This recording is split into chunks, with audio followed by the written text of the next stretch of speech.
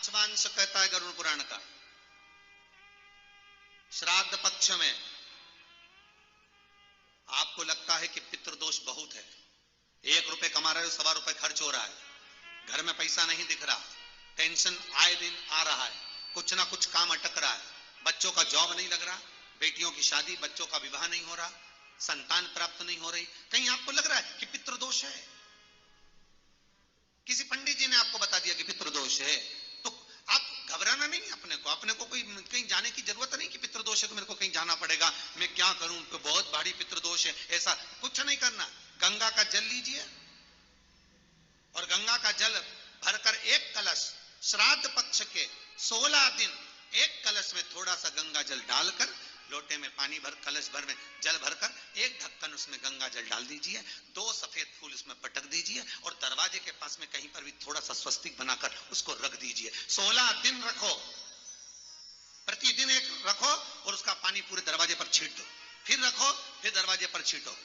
कैसा भी पितृदोष होगा, गंगा महारानी उस पितृदोष को समाप्त कर देती है, क्योंकि शिव के साथ निवास करती है। शायद शिव महापुराण कहती है कि भागवत पितरों को तार देती है, पर शिव महापुराण पितर तो तारती ही है।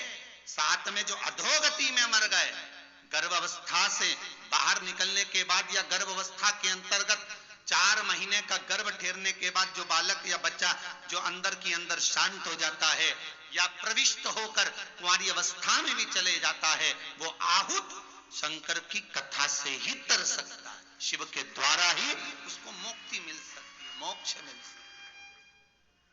पितर अपना भाग ग्रहण कर लेते हैं, तब 64 योगिनियां अगर पितर निमंत्रण देते हैं कि अब हम यहां से जा रहे हैं और हमारे परिवार का कल्याण आपको करना है, तब पितरों के जाने के बाद में 64 योगिनियां प्रवेश कर। आज भी हिंदू धर्म में नियम है साहब, आप देखिए 16 श्राद्ध आएगी, उसके बाद ही नवरात्र आएगी।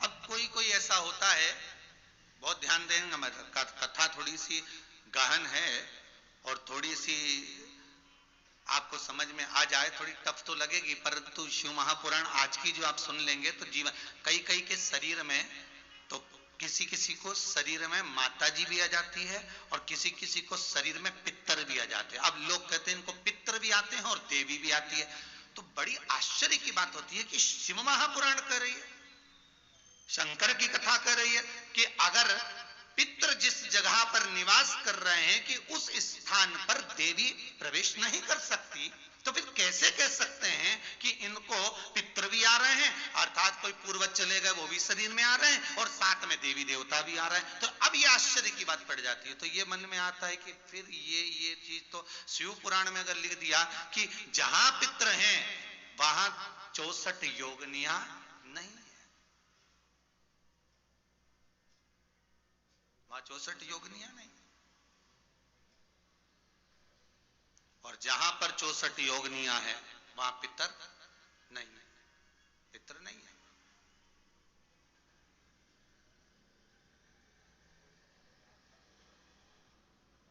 एक छोटा सा उपाय,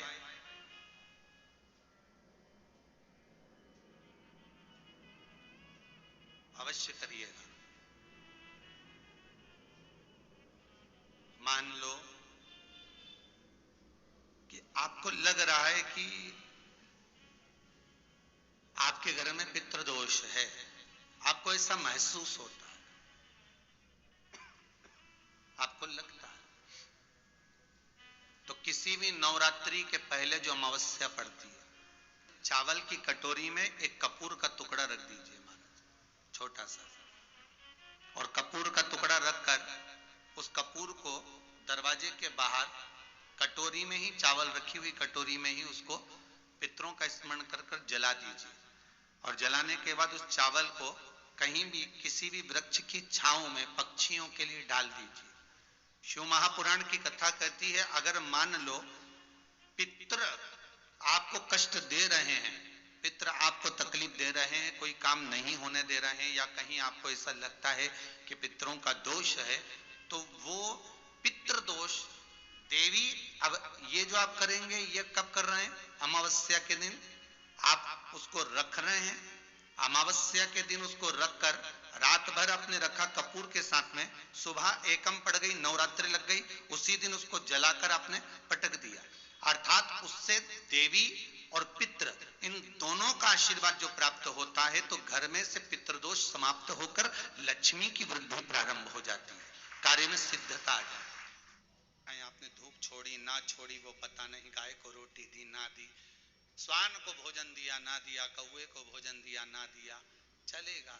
पर जिस दिन अमावस्या के दिन पितृपक्ष समाप्त हो, उस दिन प्रदोष काल में, प्रदोष के समय पर, प्रदोष काल में शाम के समय पर जाकर किसी भी नदी, तालाब, बावड़ी, कुआं, कहीं ना कहीं जो आपके पास में हो, वहां पर एक घी का दिया, बत्ती का मुंह दक्षिण की ओर कर कर अवश्य जला कर जाना, सारे पितृदोष समाप्त हो जाएगा, सारा पितृदोष समाप्त। अमावस्या के दिन किसी भी जलाशय के पास में, नदी, तालाब, बावड़ी, कुआं, जो आपके शहर में, आपके गांव में, आपके नगर में हो, वहां जाकर लगा दे। अगर नदी, तालाब, बावड़ी, कुआं नहीं है तो पीपल का वृक्ष हो या बेलपत्री का वृक्ष हो या वट का वृक्ष हो, उसके नीचे लगा दो प्रदोष काल में। पर अमावस्या के दिन लगाएं जरूर। क्यों?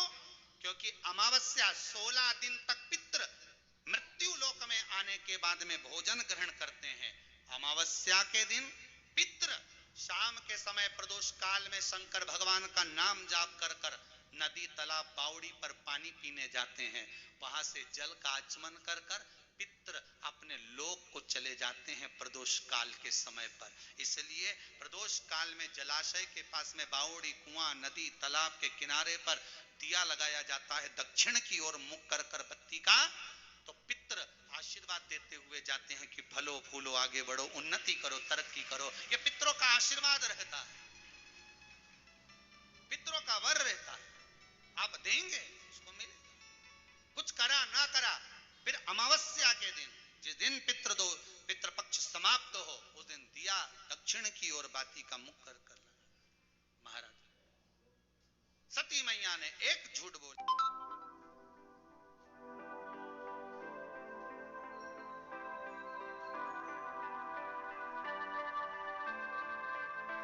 शिव महापुराण कर रही है, शंकर की कथा कर रही है। एक छोटा सा उपाय अवश्य करिएगा। मान लो आपको लग रहा है कि आपके घर में पितृदोष है, आपको ऐसा महसूस होता है, तो किसी भी नवरात्रि के पहले जो अमावस्या पड़ती है, चावल की कटोरी में एक कपूर का टुकड़ा रख दीजिए, मान छोटा सा, और कपूर का टुकड़ा रखकर उस कपूर को दरवाजे के बाहर कटोरी में ही, चावल रखी हुई कटोरी में ही उसको पितरों का स्मरण कर कर जला दीजिए। और जलाने के बाद उस चावल को कहीं भी किसी भी वृक्ष की छांव में पक्षियों के लिए डाल दीजिए। शिव महापुराण की कथा कहती है, अगर मान लो पितर आपको कष्ट दे रहे हैं, पितर आपको तकलीफ दे रहे हैं, कोई काम नहीं होने दे रहे हैं, या कहीं आपको ऐसा लगता है कि पितरों का दोष है, तो वो पितृ दोष देवी, अब ये जो आप करेंगे, ये कब कर रहे हैं? अमावस्या के दिन आप उसको रख रहे हैं। अमावस्या के दिन उसको रखकर रात भर आपने रखा कपूर के साथ में, सुबह एकम पड़ गई, नवरात्रि लग गई, उसी दिन उसको जलाकर आपने पटक दिया।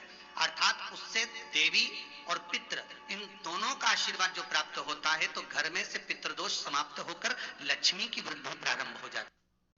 हर हर महादेव। दोस्तों, आपको ये वीडियो कैसे लगा? शिव महापुराण के ऐसे ही नए नए उपाय जानने के लिए हमारे चैनल को लाइक, शेयर और सब्सक्राइब कीजिए। श्री शिवाय नमस्तुभ्यम।